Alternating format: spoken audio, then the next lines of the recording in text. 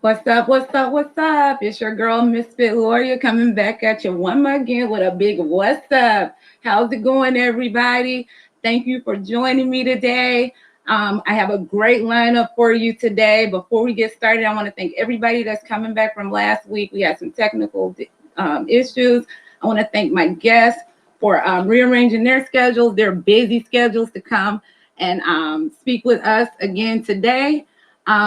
So today, before we get started, I had a I guess a dialogue for you guys. I was going to talk about Naomi Osaka and what's going on with her in the world today, but I want to reserve that for later. And I just want to say, big ups to her for doing what she's doing, standing up for what she believes in. And I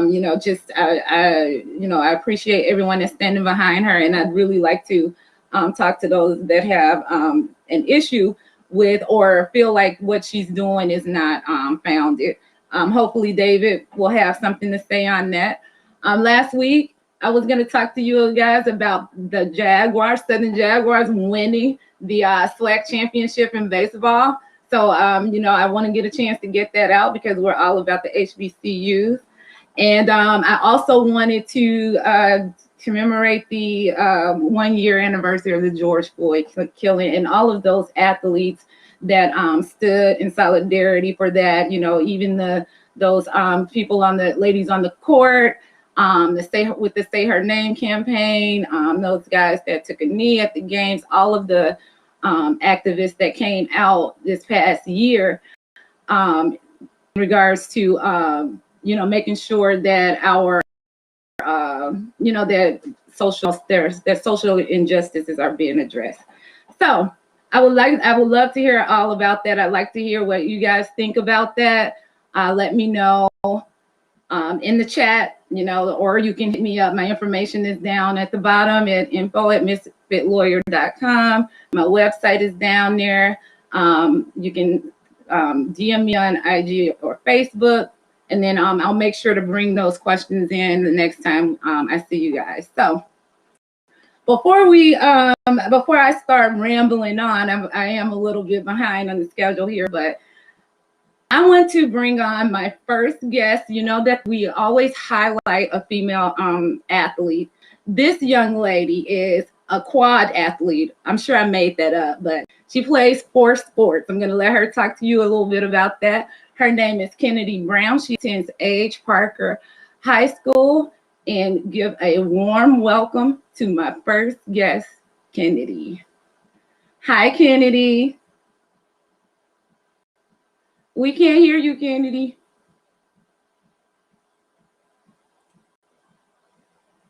We can't hear you, Kennedy. Can you guys hear Kennedy? No. Make sure your volume is on, Kennedy.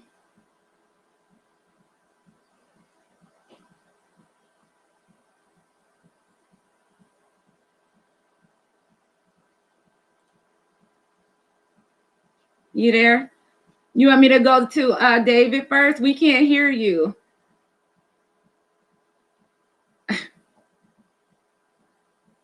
Can you go to your settings?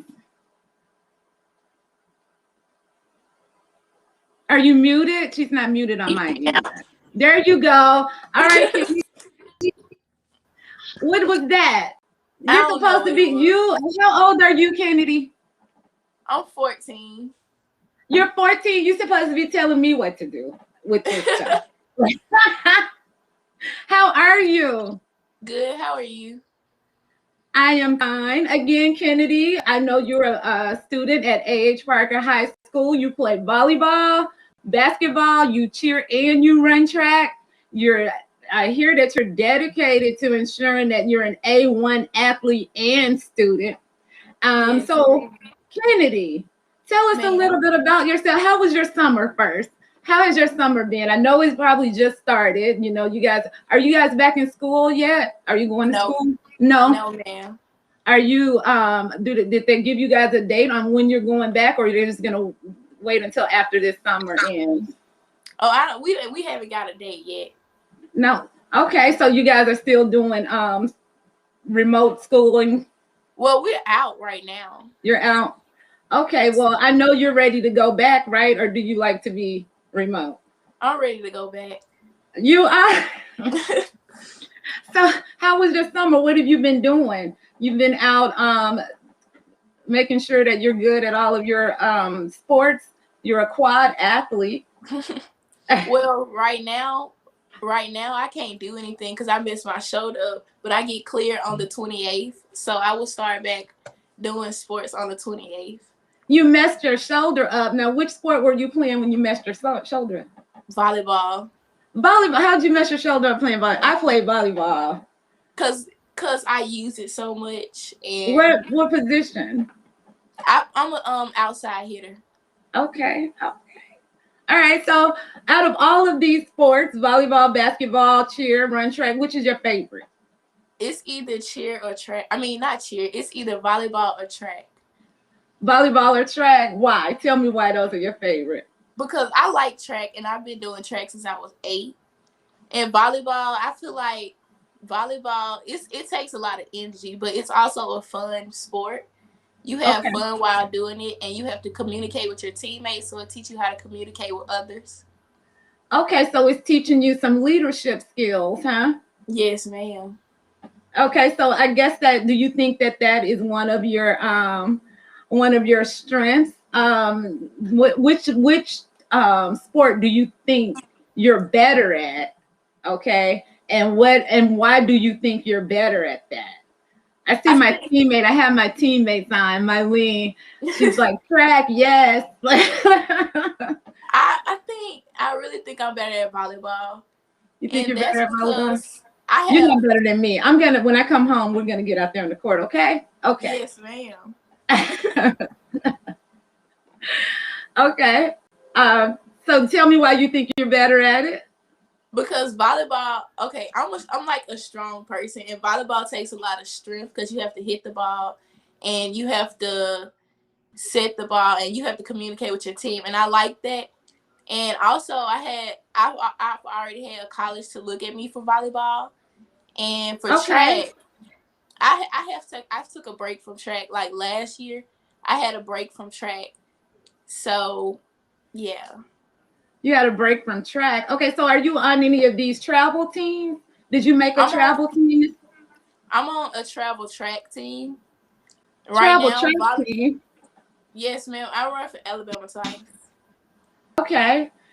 And all right, Mylene, I see you with those bombshells. Okay, so every time they drop the purple and black hearts, I got to shout out the bombshells. That's my football team that I play for. Our colors are purple and black. So when they drop the purple and black hearts, we have to, and we're on, on live or anything, we have to shout them out. So I see you, Mylene, bombshells. Let's go. So yes, you got let's get back to track. So you're on the traveling track team. Yes, ma'am. Okay. And where are you going to be traveling to? We go everywhere. We've gone to North Carolina. Okay. We've had track meets in California. Okay. So basically everywhere. We have some here, but like in Huntsville. Okay, so what's your time on? Do you do long distance or you do? Because I run 40-yard dashes. We have to run those. I run the 400 and I do high jump and long. Oh my gosh! 400 meters. Okay. All right. Okay. And what's your time? I think my time is like 1:10, 1:09. It's something like that. Oh, that's nice. That's nice. Okay, so it's very important, okay, that you keep your grades up and make sure that you're making sure that you're studying, and so that when you're ready to go to school. And I didn't ask you, what grade are you in? I'm in the 9th going to the 10th. Okay, you're in the 9th one. You're doing all of that. Wow. Okay, so you're preparing for college, huh? So you're doing that, and we want to you're great. You're great in school. So what's your favorite subject in school? Right now it's geometry. Geometry. I hated geometry. I had geometry. So why geometry? But I've always liked math, and I feel like geometry it's exposed you to angles, stuff that you. So like, if you want to be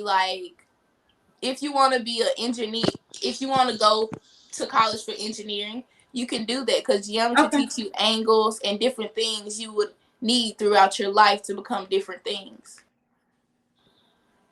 Okay. So give a shout out to A.H. Parker High School, Daryl Hudson, and coach Errol Gooden. We want to give them a shout out.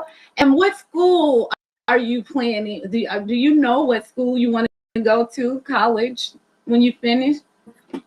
Yes, ma'am. Well, I have schools that I want to go to. I want to go to Jackson State, LSU, or Arkansas Pine Bluff. So let me introduce you to this book, 4 on 4, of which none of those schools are on there. Okay, because I think you may want to reconsider those choices because there you have lots of choices. This book is 4 on 4 for 4. This was written by a young lady named Sky Walker. She was admitted into Stanford, USC, University of Michigan, and Howard.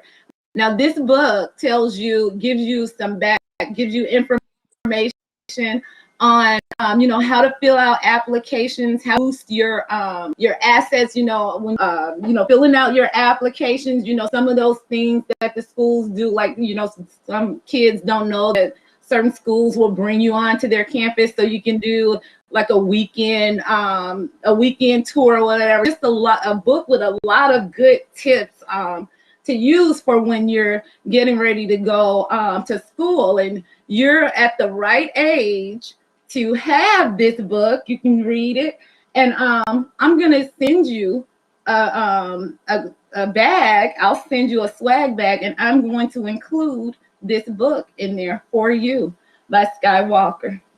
Thank you. Okay. All right, and before we go, Kennedy, I wanted to know what feeds do you follow right now? Right now, I like Sha'Carri Richardson. She attended LSU for track. I like Taya Cooper for basketball, and Okay, I think those are like the only people I really like that's watch it. You're just really and into this follow. LSU, huh? You're just into Yes, ma'am. LSU. I just don't understand why LSU. I just don't get I it. like their sports. Okay.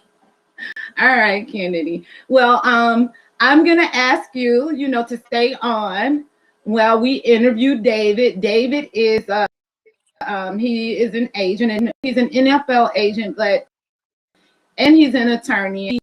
He may have some information for you, if looking to maybe play sports when you move on to college, and I'm sure you will. But just if you want to stay on, if you have any questions, I can bring you back on after he finishes, and we could talk a little bit more. You could talk to David. And thank you so Yes, much. ma'am. If you give Latanya Dunham, my that's my Delville manager. she's blowing me up right now. But if you give her your address, I'll get this. I'll get you a swag bag, which would include this book written by Skywalker. And yes, Skywalker is David Walker's daughter. Yes, ma'am. She actually chose Stanford out of the 4. So I'll send you a care package with this book as well as some MissFittLawyer swag, and I might throw in a couple of Birmingham bombshell items. Yes, ma'am. Thank you. Okay. I'm not putting any LSU in. Sorry. Okay. I'll put some subs in there, but LSU. All right. Thank you, Kennedy. No problem. Bye-bye. That was awesome, guys. Kennedy, I love to interview the kids. I love to hear gonna do when they're when they finish school, you know, what school they like to go to. I just don't understand why. I mean, Kennedy's the second young lady that said LSU. My niece Peyton said LSU too. I don't know, they're friends, so we're gonna have to talk to them because I don't know about LSU. So Christy saying great interview, Kennedy. I agree. So our next guest, special guest, is a very good friend of mine. His name is David Walker. I've known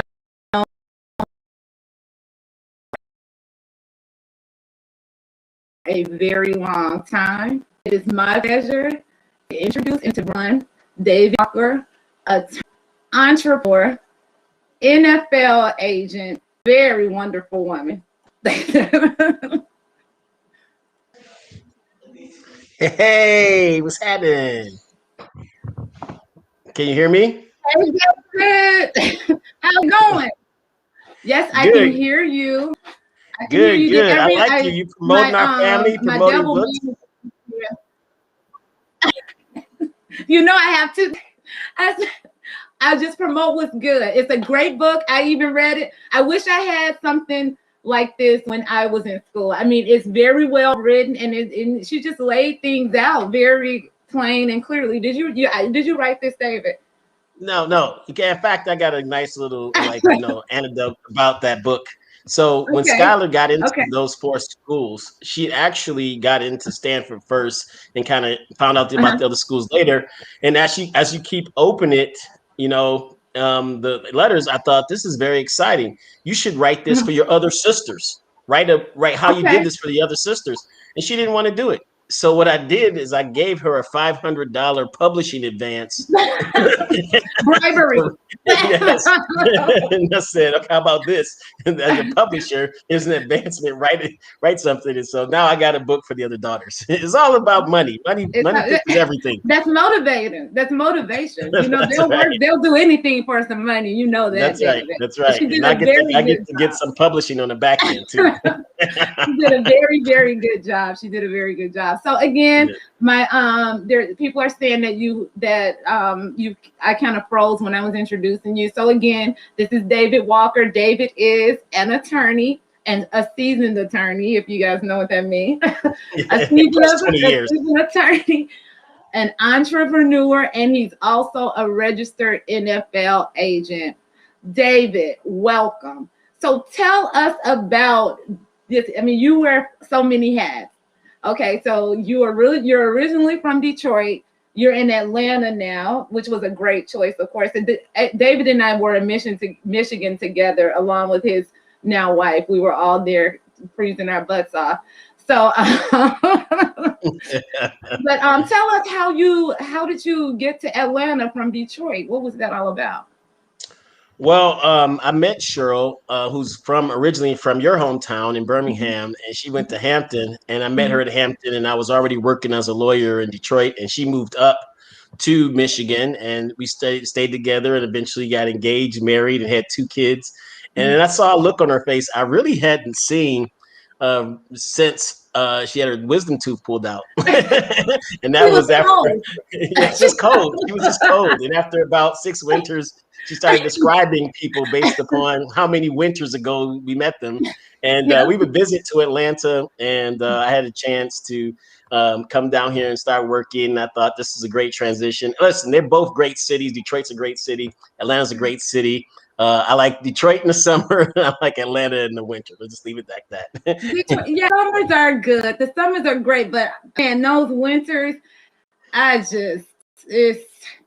it's not worth this being there for the summer is not worth the winter like that. It's not an even exchange. I'm sorry.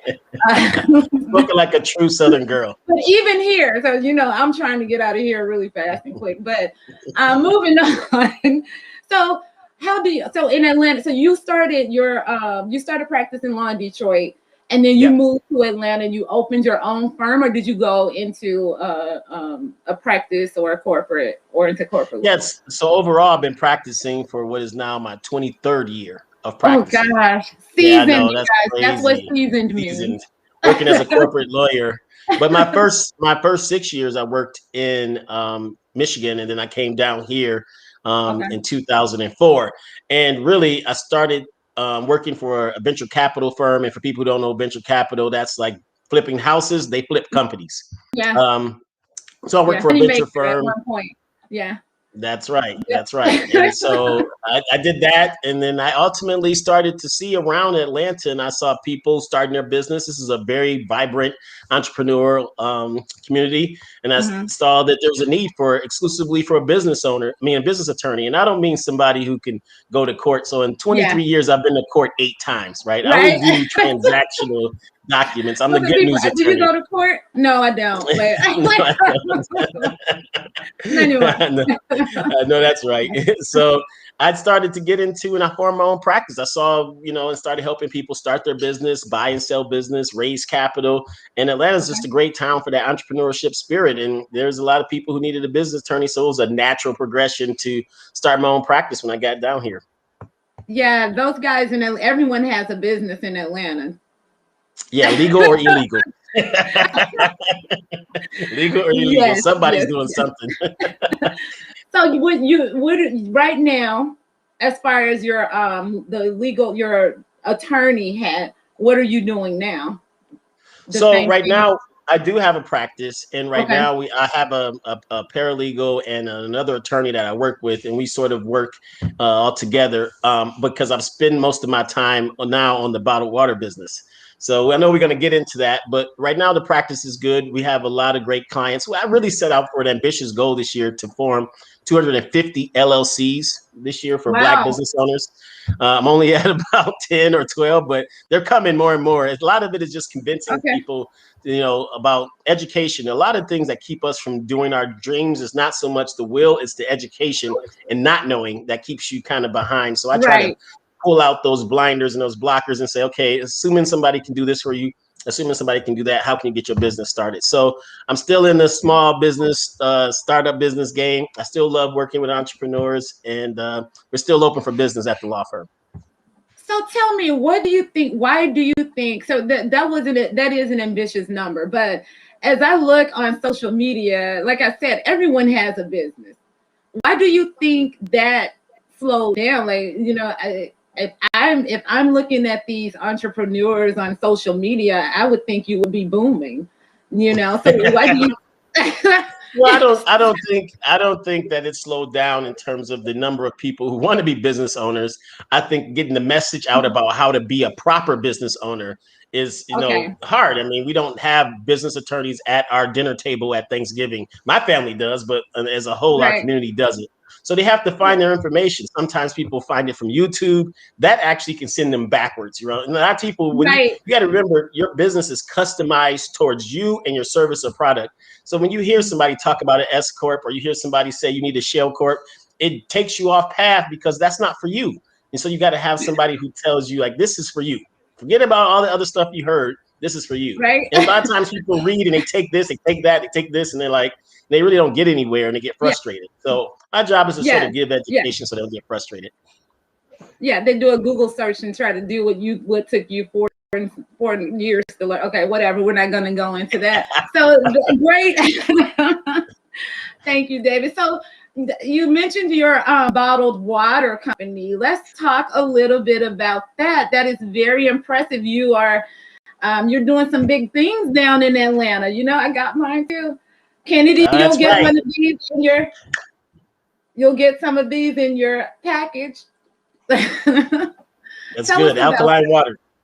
Yeah, that. so it's interesting at some point in life, and you'll get this as an attorney, and you already got it because you started a podcast. You start to examine your life and say, there's something bigger out there, right? And so for me, it was an outrageous goal, and I have an outrageous goal of owning a Super Bowl trophy. Like, I want my own Super Bowl trophy. And there's only 3 ways to get it: as a player, as a coach, or as an owner. And I don't play or coach, but those owners are like 70. So I figured I got time to become an owner. So I set an outrageous goal of being an NFL owner and winning the Super Bowl, because having a team without the Super Bowl Okay. is a waste of time, right? And when Okay. you've done Well, this, you need Michelle, you look around. to why NFL? You FLA. Let's support the women, David. It's just what I Um, was used to. I can get into it. I can get into it. It's not. There's no. uh, You can't. It's not NFL or. It's NFL and. Okay, so we can okay, do okay, both. We can do I both. got it. Let's be Okay, inclusive. okay, Everybody's okay. included. All right, So, all right. you know, and part of that goal really was about assessing your life and saying, hey, how are you going to get there? And lawyers aren't owners, right? So I had to kind of figure out what services and products could sort of get me on the trajectory to own an NFL team. And at the same time, I had a client that sold manufacturing equipment to bottled water companies. And I went to a bottled water plant with them on a deal. And I just fell in love. The engineering side of me from Michigan kicked out. I have an engineering degree from Michigan, go blue, and saw the machinery. I was like, man, bottled water is amazing. And I said to the owners, I said, hey, if a young brother like me wants to get into this business, and I'm not talking overnight, I'm talking over long periods of time, how would you do it? And he said, you have to start with bottled water distribution, develop brands, and understand how bottled water works. So we developed brands, integrity, positivity, alkaline water, which you graciously showed. And we've been doing Okay. that over 7 years. And now I've gotten to the point where I'm in the process of raising money to build a plant. So that dream is never You're went away. in Atlanta, right? You're playing in Yes, Atlanta, a and plant in how? Atlanta. Like, what does that look like there?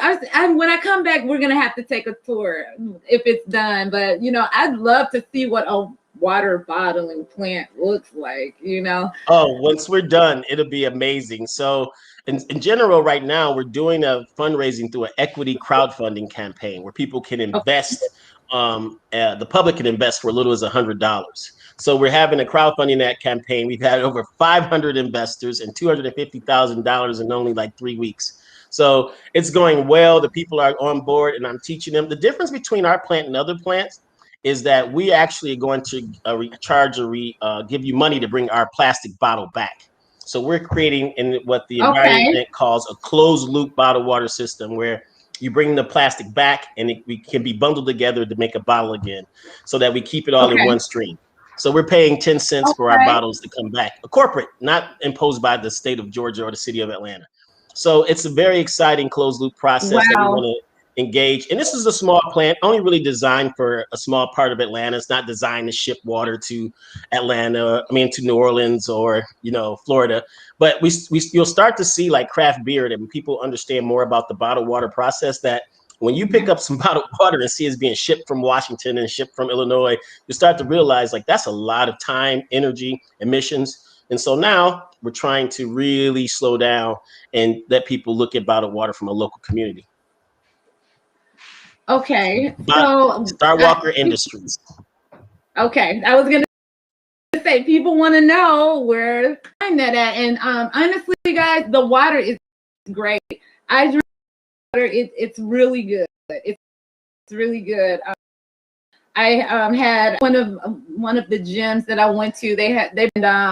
I'm actually gonna give one of you a case. The first one that types in hashtag positivity alkaline water will get a free case of this alkaline water. And I'm going to, is this the invest.starwalkerindustries.com? That's where they can go to get water. If they, That's where they can go for the investment. Star Walker is the parent company that owns the brands. Okay. Star Walker. I'm going to post it for you, David, before we move on to your next. No, thank you for asking. I love bottled water. So it tastes good. That water is really good. Walker Industries. Yeah, while you type that in, can I give a small moment? Can I take a small moment to talk about equity crowdfunding? Because this is really Obama's standing ovation that he's not going to get credit for. But in 2012, he passed the Jobs Act because he said, if I can raise money for a large campaign by taking $10 and $15 from regular people, there should be Black business owners and other business owners, not just Black, small business owners, who should be able to raise a certain amount of money from friends and family on a social media platform in which everybody has checks and balances. So he put in the Jobs Act to create this equity, not gifting, not like, oh, okay, here's a donation, but how to invest in the company. And so they had these platforms that really didn't come out until after he left, right? They waited until after he left, and these platforms start to pop up. And now all of a sudden the companies got on board. Well, Blacks have been out of this circle for a while, but because of the summer of discontent and everything else that's been happening with people realizing that, you know, we have to sort of secure our resources and invest not just in big companies, but in small companies. Now these platforms have Black-owned companies on them, and people are now able to invest, not donate, not trying to help somebody out, but invest and get your money back and make money along the way. Right. And that's what Star Walker is doing, is giving the community an opportunity to invest and put their money in. Let's grow the company together and go out and make money together. I'm a for-profit attorney. I'm here to make profit. You're for-profit. That's the I'm only not a way nonprofit attorney. I'm a for-profit attorney. That's the only way to be, David. That's right. That's right. For profit. Okay, that's very interesting. That's very interesting. And you've done several. Are you still doing your I know you did a couple of presentations. Are you done with that? Did you save any that maybe we can, you know, I can post a so when you go to that screen. and when you go to that investstarwalkerindustries.com, you'll be able to do a few things. One, look at some prior videos. You'll be able to see our business plan. You'll be able to invest, but also register for our investor meetings, as well as we have a feature film coming out. I call it a feature film because our videographer is very elitist. He don't want to call it a video; it's a film. But we have a feature short film coming out. All films now. Everything is a film. That's right. It's like everything's a film. So we have a short film coming out soon that's introed by DJ Envy, who's one of our owners and also an influencer for us. So that's coming out very, very soon. We're very happy about that. So yeah, follow us. If you go to that link, you'll see a bunch of options, but one of which is to join an investor meeting. If you want to get some details, there's a bunch of YouTube videos kind of leading up to this and episodes where I started off with friends and family and eventually opened it up to the public. It's all out there. I love talking to the investors. I just had a back and forth through WeFunder with some investors where we talked about what it feels like to invest at this level and things of that nature. So it's been a fun process. And then I get to tell my clients about it. I've been talking more and more about clients. And then at the end, I'll tell them, go to this link. And they're like, you're actually doing it? I'm like, yeah, you're doing it, right? Because you have been doing it for a while. You've been doing this for a while. And so what do the investors look like, David? You know what I'm saying? Are we everyday people? Okay. They're putting in as little as 100 and up to, I think our biggest investor was 25,000, but it's a lot. It's 500 investors at 250,000. Wow. So you're averaging about, a little bit over $100, $200. I mean, 200 a person. So, I mean, the idea is that these are people who want to believe in something, who want to come in and hear the videos, look at the business plan and say, look, I want to be a part of this. And what's so interesting about this, unlike your public companies, we can engage. They can get my email. I can send them an email. There's a platform where we can all talk and share. So that's the idea behind crowdfunding, is that it's supposed to kind of self-govern yourself. Meaning if you're not showing up for investor meetings, if you're not responding to your investors, if you file bankruptcy and they know it, they can tell all the other investors, hey, he just filed bankruptcy. Look, like they can tell on you. So before in the 1920s, where everything went, all haywire, it was all newspaper and nobody really knew. Now, Dave Walker, you know him, not just because I see Star Walker, but I see his Facebook, I see his wife. If he take my money and run, I know where he lives. He'll be on social media too.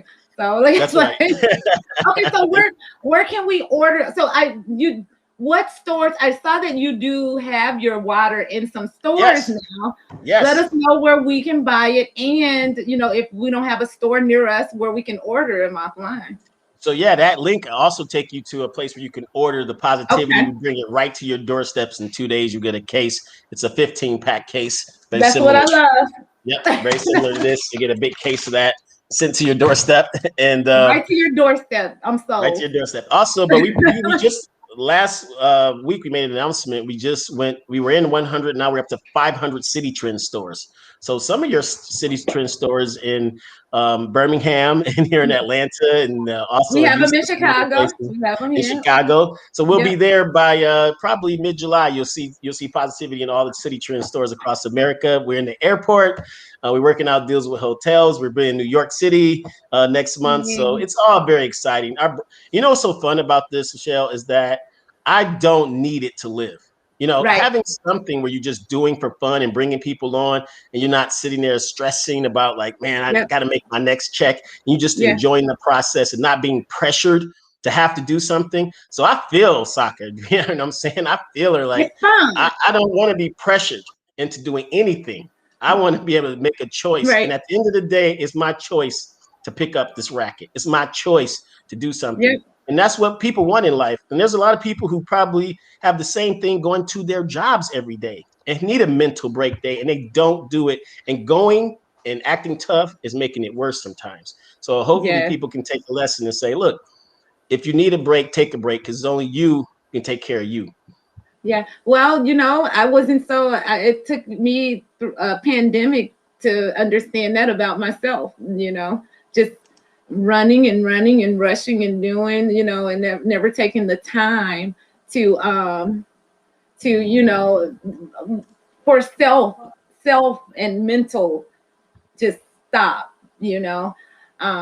I just was during the pandemic. I would always think, where was I rushing to all the time? Why was I always in such a hurry? What do I do for myself, to as self, preservation and self joy for myself, and so I have submerged myself into this sport, which I love, football.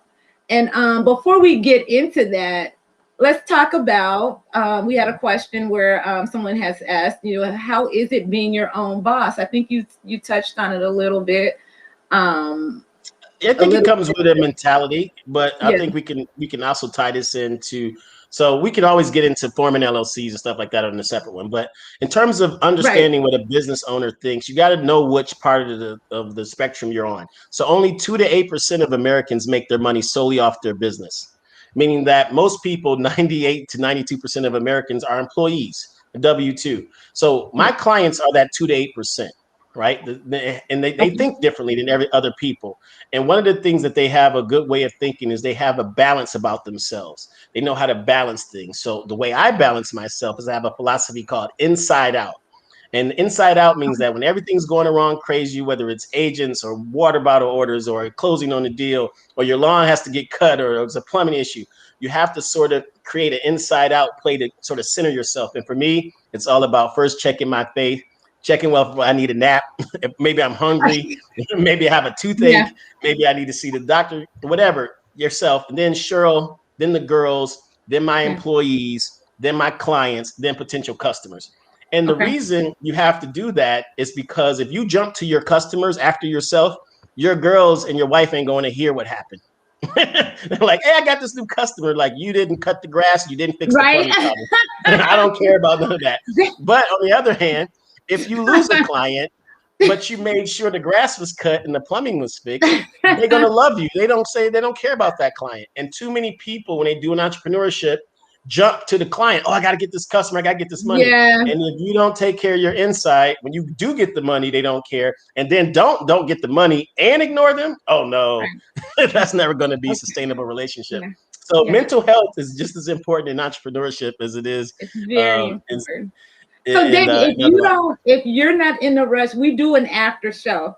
I would love for you to hop back on and let's just talk a little bit more about this this water business, because I want to hear more about it. But I want to get into, we have about 14 minutes left, and I want to get into this NFL agent hat. So you have there's like I said, athletes have been in the news a lot over the last year. Their social justices and finding out about contracts and stuff like that. So you're an attorney, you're an agent. The age-old question: what does an athlete need? Why does an athlete need an agent when they can hire an attorney to do all of everything at a cap, maybe? So what do you suggest? Attorney, an agent, or both? Or an attorney that is an agent? Well, you need somebody. Well, a lot of the players, what they're looking for versus what they need are two different things. What they're looking for is a bank, right? They're looking for somebody. Let's keep it real. They're looking for somebody to be able to advance the money for their training, advance the money for their side projects so they get drafted and get their draft check. And they need someone who's going to either give them money or the things that the money would give them anyway. Right. So if you can't give me the car, give me a car. If you can't, give me the money for a place, put me in a place. And they're looking for that. And they're looking for that because of the peer pressure of what they're like situated people get into. It's harder now more than ever to get a player because of the person sitting in the locker room next to him. Yeah. So if you're sitting next to a star quarterback and you're a backup, you still want that same sort of facility. If you're sitting next to a star running back and you're a backup or you're second string, you still want that same thing. And so even though you're not an All-American top 5 pick, you still want to get treated like that. And there's that period after graduation, no different than getting in colleges. Everybody's like, yeah, I'm going to this college, I'm going to that college. You name a college that no one's heard of, I'm going with this agent. They're like, oh, you're off to a bad start. Then you don't get drafted and you think like, okay, it was the agent's fault, right? But the truth of the matter is I watched the agent chase down 10 dudes throughout the whole year, and they were solid with all of them. They're all happy. And when their coaches are telling them to do stuff and they're going to school, they'll listen to that agent in their ear. Yeah, I'm listening to you. But the minute the coach went away after the last whistle and they don't have to go to school, he lost all of them, didn't get one. And guess what? Of those 10, only one got drafted, and he was drafted in the 4th round. And this dude had a budget of $250,000 to spend with these guys. But he never had the chance to spend it, but he saved himself $250,000. But each of these guys wanted, top line training. They want and they want to negotiate those things. Now, so I don't represent any players. I should say that because I've observed the business for the last 3 years and realized that I fit better at the top than I do at the bottom. But it was interesting to watch how GMs examine the player and the disconnect between the player, his family, and all the things they believe to what a GM is looking for in the business of cut, better. It don't match because everyone's going to tell you you're great in your inner circle. There's not one player who's playing right now whose family members are telling him they're not cut out for the NFL. Not one. They all are. So your inner circle is going to tell you what you need to hear. Mm-hmm. Some of the agents will tell you what you need to hear because they not only want you to believe it, they want to believe it themselves because they're invested. Right. So they want to keep you hyped. Only the reality of that April draft and everything that happens over this summer as people start to realize, okay, Arena League, have to do this, maybe do all these other things, and just start to melt down into their soul that like not only is their dream over, but now they might have to face a reality which they're not used to for 23 years, which is find a job, which is find another career. And so they're caught in this very dangerous system where what do I do with myself? And it's starting to really deteriorate. So all that hype, even in December. So there's people who didn't get drafted that in December was probably wearing some diamond necklace that somebody gave them. So they went from December on the top after their bowl game to now struggling and hoping to get a mini camp and having to have conversation and people telling you what happened. Like they had control over it. Like, man, I thought you was going to get drafted. What happened? That's mentally is so sad. I've watched agents tell me stories about that. They talked about how they can't help it because they're part of the system. But when these players drop off, they're cussing the agent out. Their families cussing them out. They're trying to find another agent. Well, I try to tell players the fact they're like, well, I had 3 agents. I'm like, that's not good, buddy.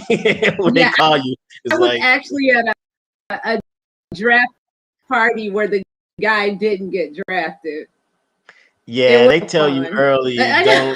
Agents, you will not see an agent at a draft party. That's agent rule number 1. No, he wasn't. He was on the phone. They were trying to get him on the phone. They were trying to get him on the phone, and it was really. And he was saying, "Hang up! You keep blocking my line. I'm trying to call those teams." It's horrible. And you know what? And the thing is that you have to have the expectation that the NFL is a gift in your life. Yeah. And it's a gift, and it's a gift for everybody who's not in the top 3. Everybody else, it's a gift. I mean, the top 3, they'll tell you on SportsCenter the night before. Everybody else after that, this is a gift, and you don't look at it as a right. If you look at it as, hey, I am going to pursue it because it's a gift that I have. But once this is over, just like you blow out the candles when you wanted that Mercedes and it wasn't there when you blow out the candles, you got to be able to process and say, okay, so the person, whether it's an attorney or agent, that can get your mind right, that this is a gift and not who you are as a person, and get you to find inner skill sets. Let me give you an example. Even with positivity, I get athletes reaching out to me all the time. And they're like, I'm like, what do you do? And they're like, I play for the Broncos. I play for so-and-so. I'm like, that's their brand. You wearing your Broncos, jersey, you're promoting the NFL. What do you believe in? Right? What do you stand for? What are you doing for yourself to separate yourself? Because positivity is not investing in the Broncos. We want to know what you stand for. What are your thoughts in life? Do you think positive? What do you have going on? And having these athletes try to find an inner skill set other than football is very, very difficult when they're being trained in football as employees their whole life. They're just used to having a coach and a parent their whole life telling them what to do. And then all of a sudden they got to start to figure out what else can I do. And some of them will get offended if you even offer or suggest that they might not make it. They don't even want to think about that. Even current players don't want to think positivity, positive thoughts. They should drink some positivity water. And then that's right. That's right. Think positive, drink positivity. So Christy Love says NFL stands for not for long. She heard. That's right. Not for long. It is a tough business. It's a tough business. All the people who are there are super blessed. All the good ones know that they're one play away from not being blessed. And, it's hard. I mean, it's a hard business. And there's thousands of athletes that come out every year. And for example, there's players who will reach out to me and they haven't played in a year. And they say, well, I played last year, but I took a year off.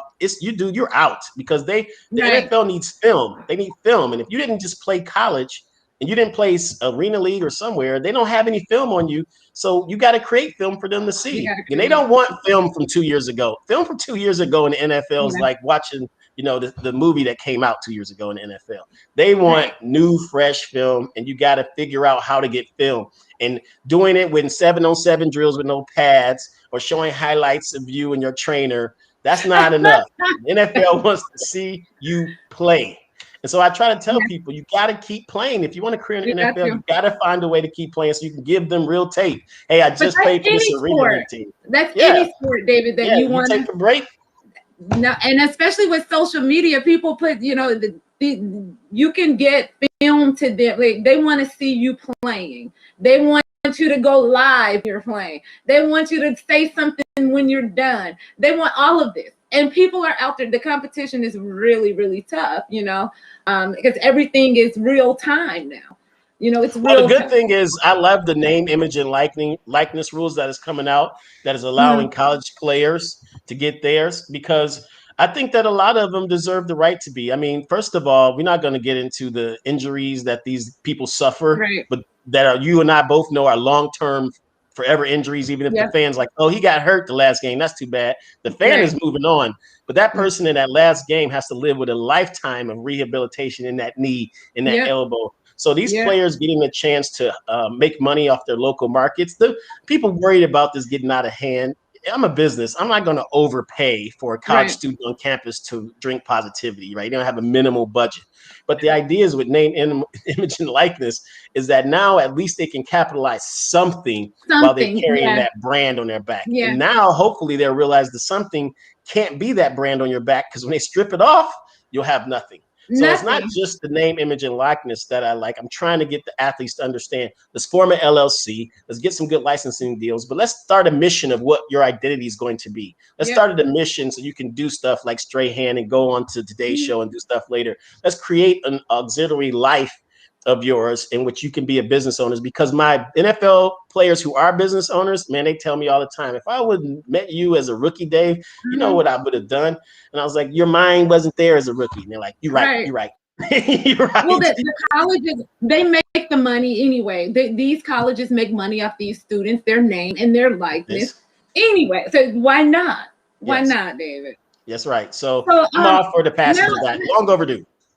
Let's talk about what you think about females in the sport of football So football is the last, we call it the last sport really that women are getting into. And I'm out here advocating for, equal pay and just equality across the board for those women that are out there playing football, especially tackle football. Those women are out there playing with the same rules, playing, just playing the sport, getting hit, tackling, having to travel, doing all of this. What do you think about, how do you feel about that?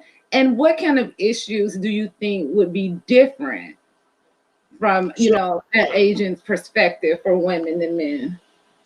Well, I think, Michelle, you're doing the first thing that needs to be done, which means that you got to have somebody in the business to talk about the business. Because women talking about football from afar without talking to somebody who's actually playing it is very hard to translate. So you, as a woman, I've watched your workout tapes. I like all those videos with you and your workout tapes, and you showing what it takes in the fitness that goes into that position, not just I can catch a football, but you spend a lot of time working on that 40 time, things like that. But more and more Michelle's, right, is what creates momentum. More and more people who are in it talking about it, and you talking to another woman about it versus you talking to a man about it who has to try to explain how you should live your life is really why we're all backwards. It should be a conversation between women and you telling other women like, hey, we can do this. We know how to do it. And you're doing it the right way. You're showing people, you're looking out your workout videos, you're talking about it, being intentional about it. And that's really how it has to change. I mean, I equate everything that women have to do to sort of how we have to transition from slavery, and our struggle as Black people is that it can't happen overnight. You just got to chip away and create equality and create. And these things happen in generations. You know what, Michelle, when it does happen, they always look back at these pioneers, right? These people who pushed a little bit harder than somebody else. Pioneer, David. Listen, I'm telling you, we're not that far away from some girl doing a Randy Moss over a dude for a touchdown. We're not. It's not. It's going to happen. And, right. There's some women out there who are very good football players, and when it happens, and when the time comes, that'll come, and it'll happen. And I think that it's all about volume, right? It's the more people, the more athletes you can get, the more people interested. But I think women have to hear from you. Like if I go out and tell my daughters, go play football, they're like, whatever, daddy. But if they can look at you and say, look, no, they want to write a book, which is great. Yeah. So, David, we're at the top of the hour. We're at the top of the hour. So we have, and I'm going to get questions in. So how would you mind coming back in? I'll turn this back on at 10, let's say, what time is it? 15 after. I'll do 15 after, and I'll stream it over to IG and Facebook, and we can get some people in to ask you some questions. If you guys who are on can come back on. You'll see the live. If you're on Facebook, you'll see the live go off. You'll also see it on Instagram and on YouTube. But we didn't get a chance to ask David any questions. We didn't get to ask Kennedy any questions. Kennedy. Hi, Kennedy, by the way. I'm sure Kennedy has questions for David as well. She's an athlete. She wants to play in college, and and out here pushing to create a path for you to get paid professionally, just like your counterparts, Kennedy. So think of some questions to ask David. And guys, let's get back on at 8:15 for the after show. See you at the after party. I mean, the after show.